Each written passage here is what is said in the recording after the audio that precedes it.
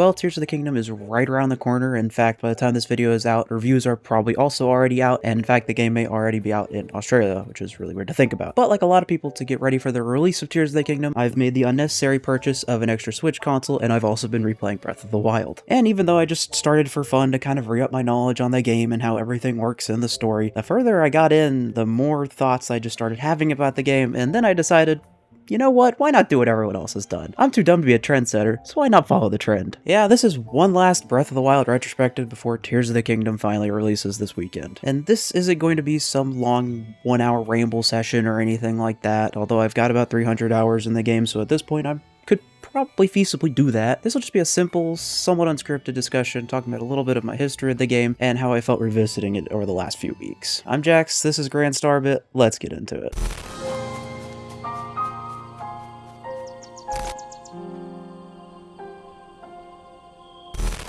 Breath of the Wild is a game I have a lot of love for just as its own thing, but also as a personal connection as well. Like a lot of people, it was my very first Switch game, and because of that, I'm always just going to associate it with those happy memories of the first year of the Switch. But I honestly don't remember being super excited for the game before that. It was just kind of what everyone had. In fact, I very distinctly remember watching the announcement trailer for the game at E3 2016 the year prior and thinking, Breath of the Wild?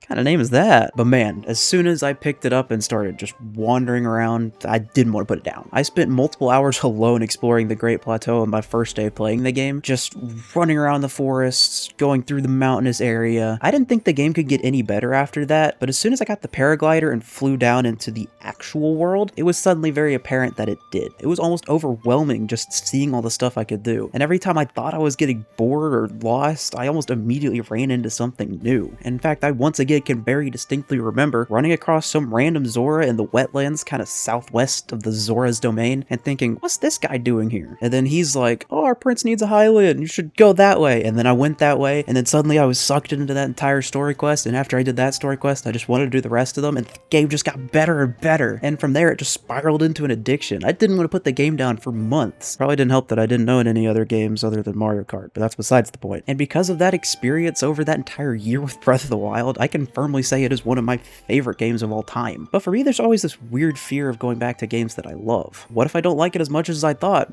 What if it's actually really bad and I was just blinded by pure excitement? Well, I can happily confirm that isn't the case. Yeah, revisiting this game for the upteenth time 6 years later is still just an absolute treat. I even found myself just wandering aimlessly around the Great Plateau again, even putting off getting the paraglider just to roam around the areas I had more thoroughly explored on my previous playthroughs. And even knowing the world like the back of my hand, it's still just as easy to get as mesmerized by the world as I was 6 years ago. It's an absolute delight to run into all the characters I remember from my first playthrough still. Or even when I did get somewhat lost or was just not really sure what to do, the game is literally designed so there's like a million different things to do in every direction no matter where you are. You know, boom, there's a Bokoblin fort. Boom, there's a stone talus. Boom, there's a village or something.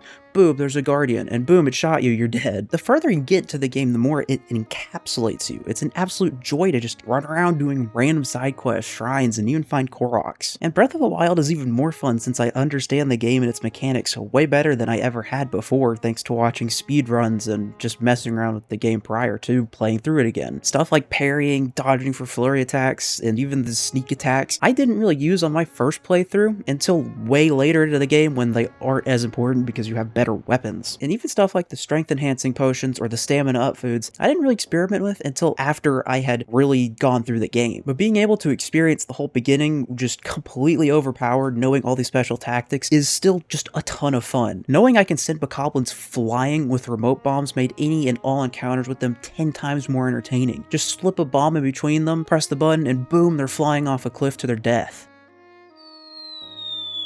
Man, and bullet time is still just as fun to abuse as always as well. There's no better feeling than jumping in the air and shooting a Bokoblin in the face with an arrow all in slow motion. And even though this isn't the first time I've replayed this game, going around and finding all those shrines was still really fun, even if I already knew the solution to them. And finding all the various villages and NPCs and getting to talk to them again, it's still an absolute treat. But just because I love the game so much doesn't mean I don't still have gripes with it. The story still isn't the greatest thing ever made. It's not the worst by any means. All the characters are are likable for the most part, but the way they convey everything through the memories is just almost a little too convoluted. I get we're 100 years in the future technically, so it's a lot harder to convey that story that was happening way back then, but it still feels like there could have been a better solution. The Divine Beasts are definitely one of the weaker aspects of the game too, especially compared to all of the previous games' dungeons. They're once again not bad by any means, but pretty much every other game has done the dungeon thing 10 times better. And despite liking the shrines as just a fun, smaller dungeon that sort of make up for the lack of real dungeons, a little more variety in both their puzzles and maybe even environments in them would have been nice. It would have been cooler to see more variations and themes in the puzzles, like how some of the shrines near Death Mountain tend to more utilize lava and fire. Again, these aren't really massive complaints for me because they don't drag the game down that much, it's just that they could have been a lot better. Although I do understand that they put a lot of focus into the overworld, and ultimately the dungeons